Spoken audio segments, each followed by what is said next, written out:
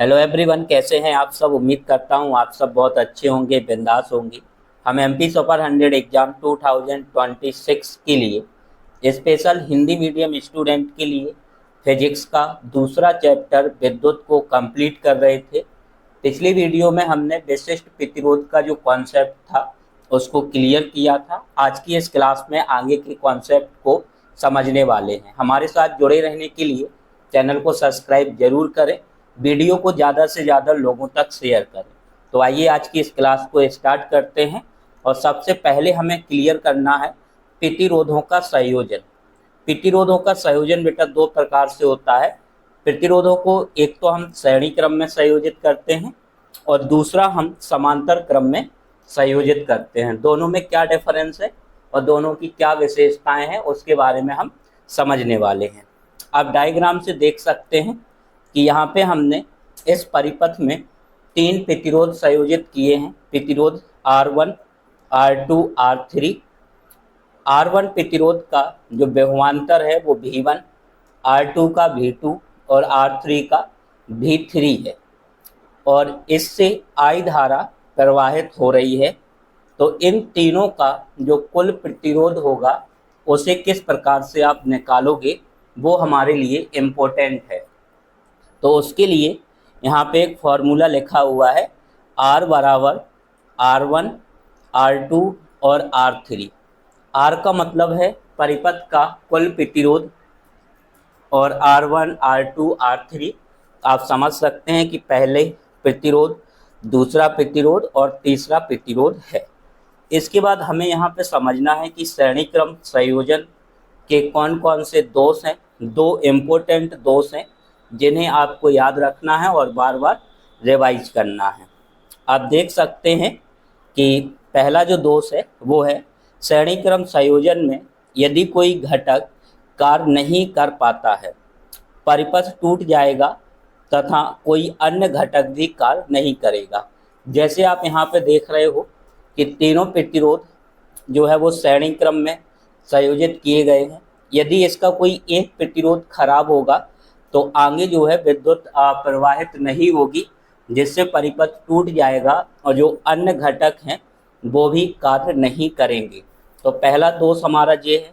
इसके बाद अगर हम दूसरे दोष की बात करें तो दूसरा दोष है बेटा एक बल्ब तथा हीटर को श्रेणी क्रम में संयोजित करना संभव नहीं है, क्योंकि दोनों को प्रचलन के लिए विभिन्न धारा की आवश्यकता होती है। इसी समस्या के कारण हम श्रेणी क्रम संयोजन का उपयोग नहीं करते हैं। मतलब सीधा है कि जो घरेलू परिपथ होते हैं उसमें हम श्रेणी क्रम संयोजन का उपयोग नहीं करते हैं, उसमें हमेशा समांतर क्रम संयोजन का उपयोग किया जाता है। इसके बाद दूसरा जो संयोजन है वो है समांतर क्रम संयोजन। समांतर क्रम संयोजन में प्रतिरोधों को कुछ इस प्रकार से अरेंजमेंट किया जाता है, यानी पहले प्रतिरोध का पहला सिरा, दूसरे प्रतिरोध का पहला सिरा, तीसरे प्रतिरोध का पहला सिरा, इन तीनों सिरों को किसी एक चालक के एक सिरे से और पहले प्रतिरोध का दूसरा सिरा, दूसरे प्रतिरोध का दूसरा सिरा, तीसरे प्रतिरोध के तीसरे सिरे को चालक के अन्य सिरे से जोड़ दिया जाता है। और यहाँ पे R1, R2, R3 तीन अलग अलग प्रतिरोध हैं जिनका विभवांतर भी है और तीनों में अलग अलग धारा प्रवाहित होगी। यहाँ पे R1 प्रतिरोध में I1 धारा, R2 प्रतिरोध में I2 धारा, R3 प्रतिरोध में R3 धारा। यहाँ पे बेटा हमें याद रखना है कि समांतर क्रम संयोजन में जो विभवांतर होता है वो समान होता है और धारा कैसी होती है बेटा, अलग अलग होती है। धारा कैसी होती है, अलग अलग होती है। वहीं अगर हम श्रेणी क्रम संयोजन की बात करें तो इसमें धारा क्या होती है बेटा, समान होती है, लेकिन यहाँ पे जो विभवांतर है वो कैसा होता है, अलग अलग होता है। इस पॉइंट को आप जरूर याद रखिए, काफ़ी इम्पोर्टेंट है। अब यदि हम प्रतिरोधों को समांतर क्रम संयोजन में संयोजित करें तो कुल प्रतिरोध आप किस प्रकार से निकालोगे परिपथ का, उसको हमें यहाँ पे समझना है।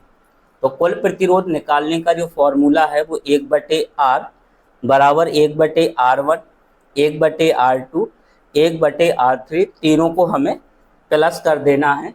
तो संयोजन क्रम में संयोजित किए गए प्रतिरोधों का कुल प्रतिरोध यहाँ पे हमें मिल जाएगा। इसके बाद अगला कॉन्सेप्ट है विद्युत धारा का ऊष्मीय प्रभाव। बैटरी या सेल विद्युत धारा के स्रोत होते हैं, यानी कि विद्युत हमें कहाँ से मिलेगी, विद्युत धारा कहाँ से मिलती है, तो बैटरी या सेल से मिलती है। इसके अंदर रासायनिक क्रियाओं के कारण एक विभवांतर उत्पन्न होता है, यानी कि सेल या बैटरी के अंदर रासायनिक क्रियाओं के कारण एक विभवांतर उत्पन्न होता है जो कि परिपथ में धारा प्रवाह के लिए उत्तरदायी होता है। परिपथ में निरंतर धारा प्रवाह के कारण युक्ति गर्म हो जाती है, इसलिए उच्च प्रतिरोध से धारा प्रवाहित करने पर तार अधिक गर्म हो जाता है। इसे धारा का ऊष्मीय प्रभाव कहते हैं। आपने अपने दैनिक जीवन में भी और घरों में भी देखा होगा कि जब हम किसी चालक से लगातार धारा का प्रवाह करते हैं तो धारा के प्रवाह की वजह से वो तार क्या होता है, गर्म होने लगता है या हीट देने लगता है।